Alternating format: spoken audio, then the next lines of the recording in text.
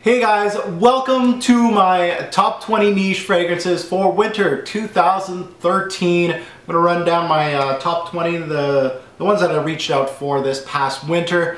Guys, winter is still going strong here. I wish I could pan the camera outside my window right here.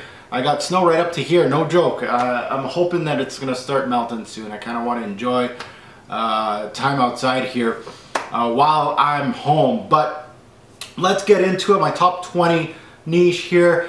AMOUAGE Jubilation 25 has been my #1 fragrance for winters ever since I've been doing these lists, guys. AMOUAGE Jubilation 25, as you guys know, that's my bread and butter. So we'll see if it hangs on to #1 for 4 years in a row. Yeah. So let's get into it. At number 20, it's a newcomer. This is from the house of FRAPIN. And this is actually a limited edition fragrance. They rebottled it, gave it a different concentration. It ain't the same. But this guy right here, 1697. Now this is not a popular choice from the house of FRAPIN. A lot of people don't actually enjoy this fragrance. They rather have the Safe Humanist or the 1200 one. This one, really boozy off the bat, guys. It's super boozy. I love it. Dried fruit. It's got a vanilla sweetness to it, so it has a sweetness. Great longevity and projection for me, and I think it's probably the only FRAPIN that has huge longevity and projection. Very potent, probably the best of the line. In my opinion, I think it is the best of the line. Huge rum note in this one. It has like a spiced booze, like a spiced rum. If you like spiced rum, you might like this one. Very warm, cozy, dark. And the nose behind this is Bertrand de Chauffour, so a classic nose in our game. He did his thing here. This is absolutely gorgeous. At number 20. Now at number 19, we got another newcomer. This is from the brand HUITIEME, and this is their sugary based fragrance called Sucre d'Ébène. Now Sucre d'Ébène is very sweet. You gotta have a sweet tooth. Like it's a candied sweet gourmand fragrance, almost a caramelized sugar. How can I really describe it? Probably the best way to describe this fragrance as far as what I smell is almost a burnt cotton candy-like feel. It's a really linear, very gourmandish. So you gotta like your gourmands. You gotta like getting a sugar rush from a fragrance. This one, I like wearing it in the winter. It really has solid longevity and projection too for a really sugar-based fragrance. And I like wearing it sometimes around Christmas. Sometimes I like that sugar kick, and this one does it for me at number 19. Now number 18, this is not a newcomer. This guy is a mainstay, probably one of the best from the brand. It would probably make a top 5 dead or alive from the brand, and this is from AMOUAGE, so it's one of their best. This guy, MEMOIR. Now it was hard, man. AMOUAGE had a lot of fragrances gunning for this top 20. Reflection, Epic, MEMOIR, Jubilation, I could go on and on and on. But MEMOIR is really dark, and that's what I love of it in the winter. Really lots of woods, lots of incense. There's a small kick of mint here that kind of gives it a greenness to it. Really nice. But lots of dark notes, really complex, great blend as you can tell from AMOUAGE as usual. Great longevity, projection on this one. I can't complain. At number 18. Now at number 17, we got another newcomer. This is actually from the house of Xerjoff, and this one called Lyra. Now Lyra, my gourmand lovers, listen here. This is a caramel based fragrance. Yes, my caramel lovers, yes. This one is paired with a sweet vanilla and a blood orange note. Really nice. There is some softer notes in here. There's some florals in here, as Xerjoff usually does. Kind of brings Lyra down a notch. It's not like an established cognac, which is, you know, like a boozy, dark caramel. This is a softer side to caramel, but still nice. Perfect use of florals here by Xerjoff. I don't think I've ever seen Xerjoff do florals like this in a scent like this. Really nice. And bravo by Xerjoff. Actually one of their gems here. Just recently discovered that one in my collection. Beautiful stuff, Lyra. At number 17. At 16, we got a jewel of a fragrance. It's always in my top 20s. You've seen this bottle in my fall top 20s and my winter top 20s ever since I got this one. It stays in the rotation, and that's hard to do with me. So just to let you guys know, this is a jewel. This is a leather-based fragrance. I love my leather-based fragrances, as you guys know. This is from Mona D'Orio, and this is her gem. This is the best of her brand. It's called CUIR. This could be easily #1 on my list.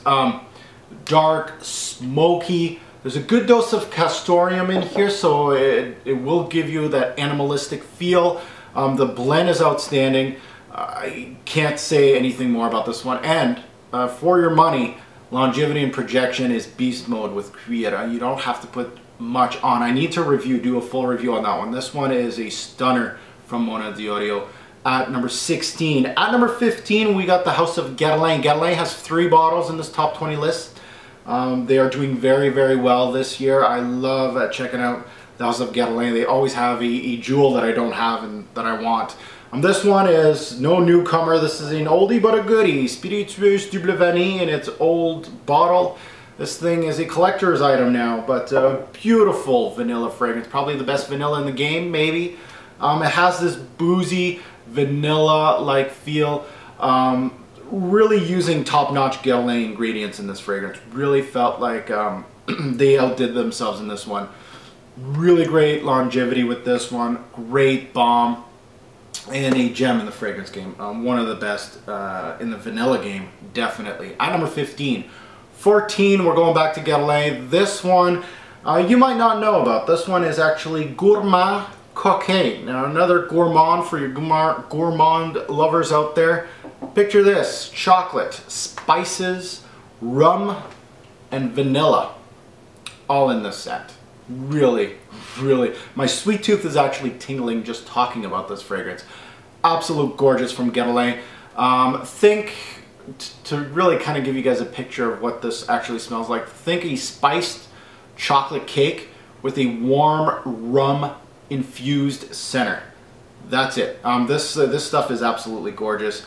At number 14, check it out if you haven't. Get a sample if you haven't. At number 13, again, another mainstay. This is like a close cousin of Mona D'Orio's CUIR. Both leather-based fragrances. Both have animalistic touches. Both bombs as far as what they go on your skin, and longevity and projection are great. This is from Christian Dior Leather Oud. So if you like Mona D'Orio's CUIR, this guy, Leather Oud, is going to do it for you too.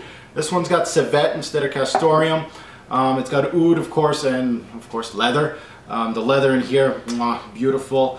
Excellent, excellent fragrance, and one of the best from Christian Dior. At number 13, now number 12, we got BOADICEA, the Victorious.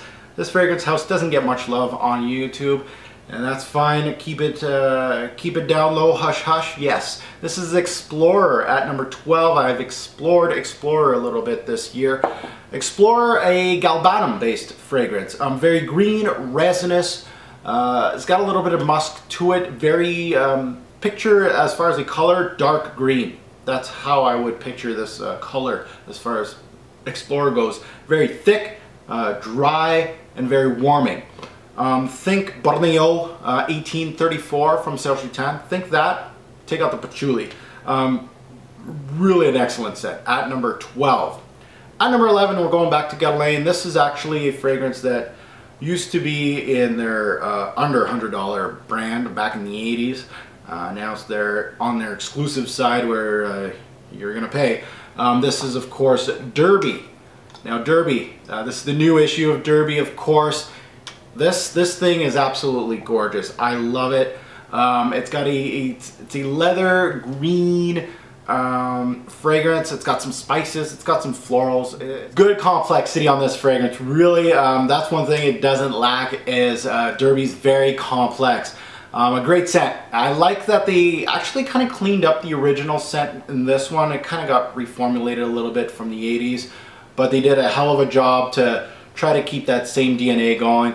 Clean it up a bit, and it's a great scent. At number 11. Let's take a look at my top 10. At number 10, we got the House of Chanel, and this is from their boutique-only line, of course.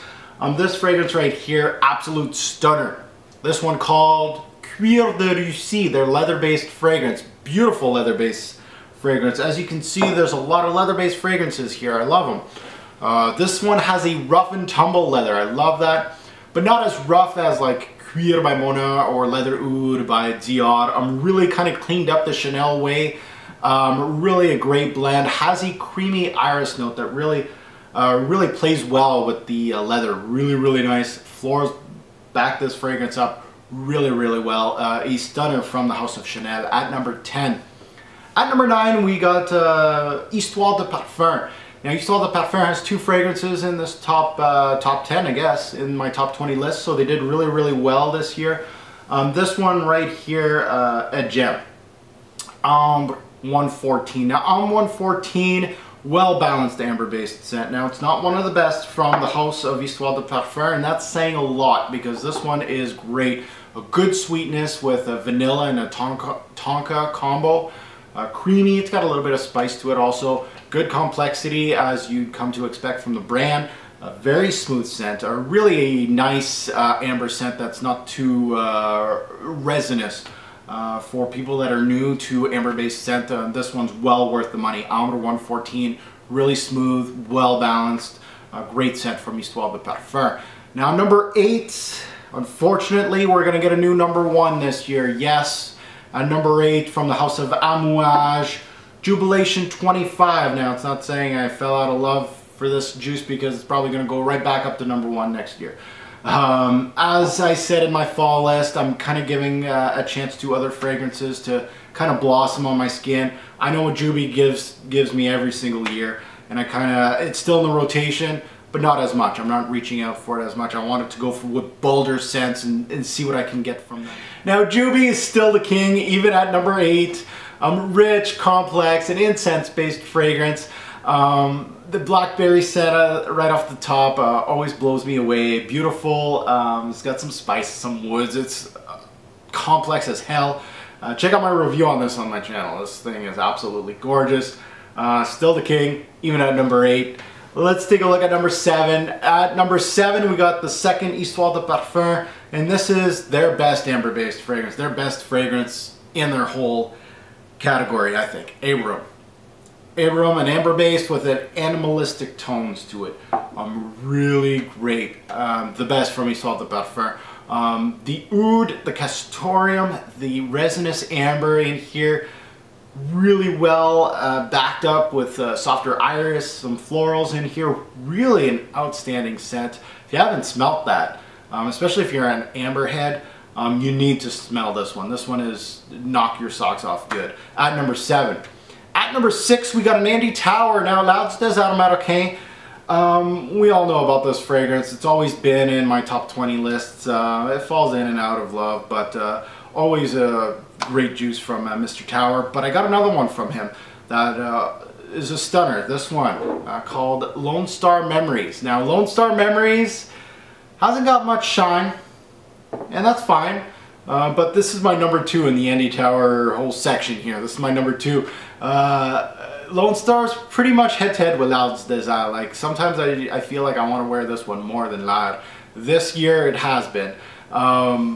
Beautiful leather based. Again, the leather dusted, smoked almost. It reminds me when I smell this like a cowboy.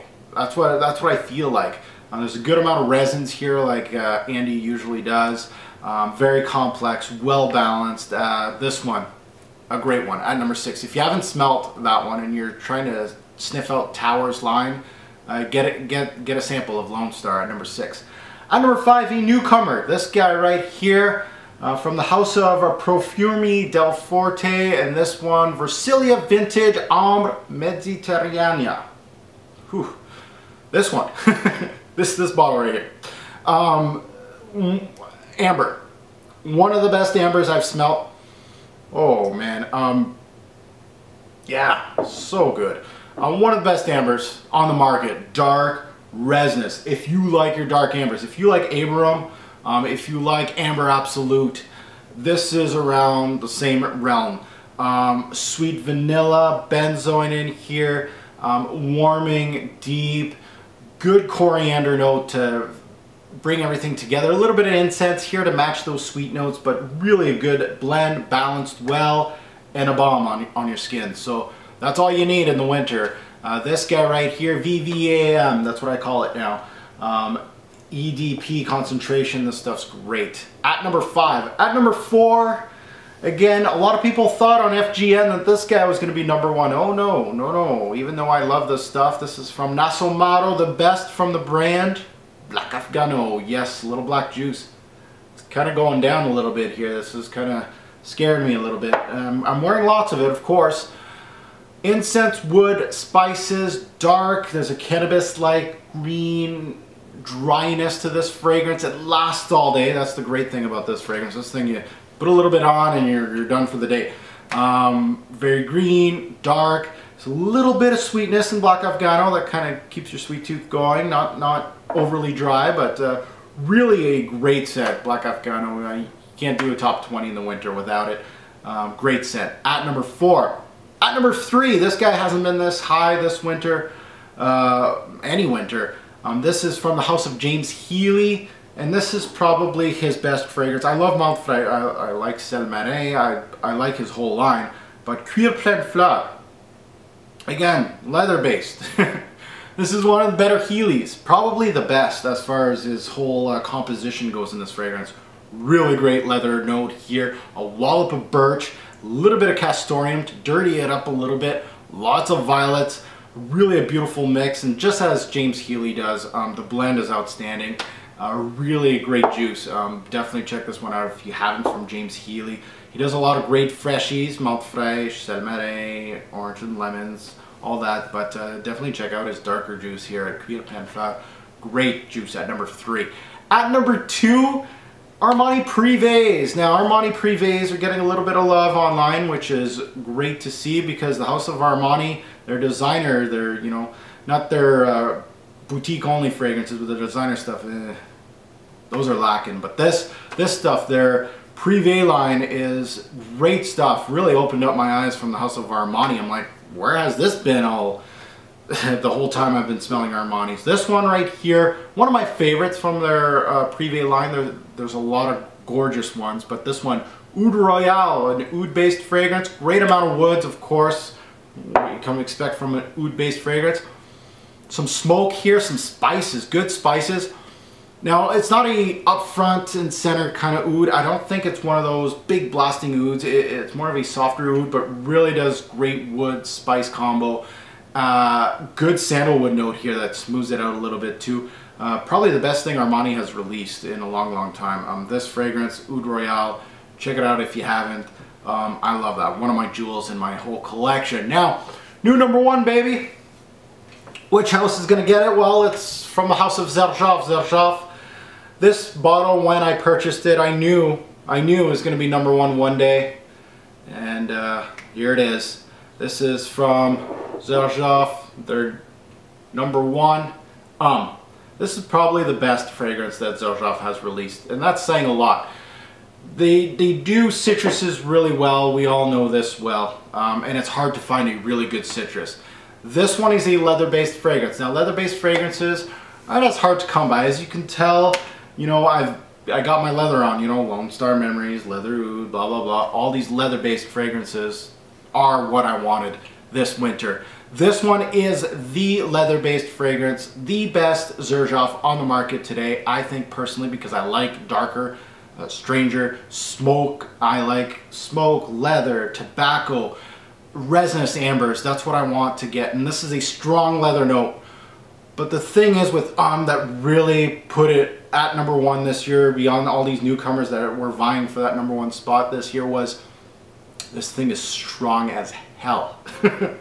Now, longevity and projection is off the wall. Like I'm saying, you know, all day type. Black AFGANO, like, yeah. Has a very smoky leather feel to it. Is one of my favorites this winter. And welcome to your throne, Xerjoff. Finally hitting up #1. Guys, hopefully you enjoyed my niche top 20 for winter. See you guys later.